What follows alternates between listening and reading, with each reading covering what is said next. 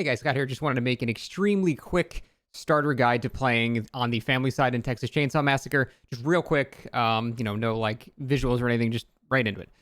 So first up, if you're playing on the family side, if you're anyone but Bubba, you should always make sure that the two main exits are blocked. Now, thankfully, since the beta, they have made it so the generator blocks one of the doors by default. You used to have to turn that on. Now the generator is on by default, but if you spawn near the car battery, you still need to make sure that is turned on. Otherwise, the survivors basically have a free escape. The victims still have a free escape, so that's very important. If you're anybody but Bubba, you spend the first part of the match. If you're like Cook, you want to set up padlocks. If you're Sissy, you want to poison things. If you are playing Hitchhiker, you can set up your bear traps. Basically, it's the setup stage for everybody but Bubba. But everyone should be doing something. Getting blood is very important because if you spend blood on Grandpa, it enables all of Grandpa's perks, which are perks that affect everybody, and it's very, very useful to have. There are 3 tiers of it, depending on how much blood you put into the Grandpa.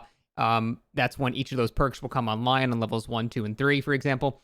And then obviously once you get him to tier 5, you have full aura reading every single time that he screams, which is very, very important. So the most important thing to notice, if you're especially coming from something like Dead by Daylight, is survivors are individually as strong as one killer pretty much in this game. Survivors can run a particular killer for pretty much forever. This is a game where killers have to have teamwork. It's pretty much the reverse of Dead by Daylight. I would say killer is the survive with friends mode, and survivor is the sort of solo do whatever you want mode. So you need a lot of coordination as killer. Playing with friends is honestly very encouraged. I was playing with friends, and it made killer way, way easier. In fact, we played for 6 hours, and nobody ever escaped a single time. It's mostly because we had experience from the beta, and most people are just clueless at the moment. But for the most part, coordination is very, very important as killer. It's very hard to just down a single survivor by yourself because they all have little things they can go into. They have things that only Bubba can counter. They have things that only Hitchhiker can counter. There are it's sort of like a rock, paper, scissors, depending on which killer you are playing and what the survivors are currently using. But it's very often that you'll need 2 people to help you corner somebody on one side, and then you track them from the other. And that is very, very important for downing survivors. But you also have to be mindful of not devoting too much resources of your time to just simply killing one survivor, because the other 3 might be finding escape. So you need to pick and choose your times correctly when to devote 2 people to getting, into a chase like that and pinning someone down.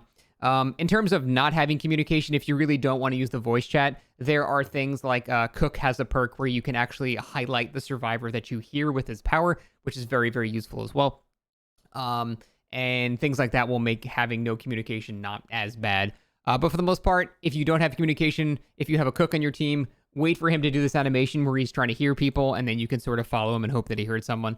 But it's really recommended use communication because this game does require a lot of it if you're playing killer and not really any of it if you're playing survivor.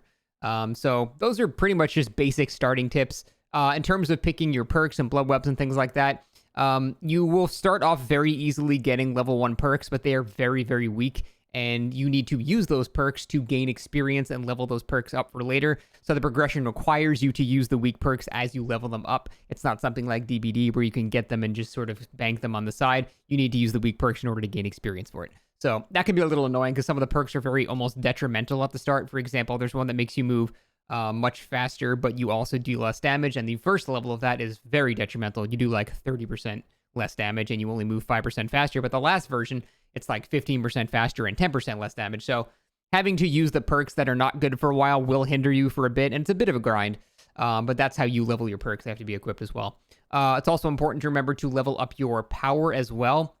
When you're in the actual skill screen, you can press E, or I don't know what the thing is on console, but you can modify your base skills depending on your level, and you can modify, for example, I can make my traps apply like a dot or something like that. I can make it so that survivors take more damage in my traps. There are things that modify your base power, and then there's just sort of more generic global perks. Finally, another important thing to note is that skill points you earn every match are actually global, so you can spend those kill points on any of the role that you're currently playing.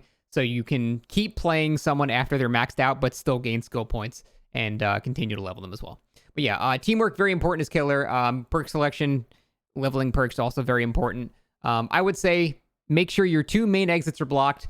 You're going to have to start worrying about fuse boxes and the gas escape as well later. Most people are not doing that right now, but like I said, this is just a very quick intro of just basic stuff to know.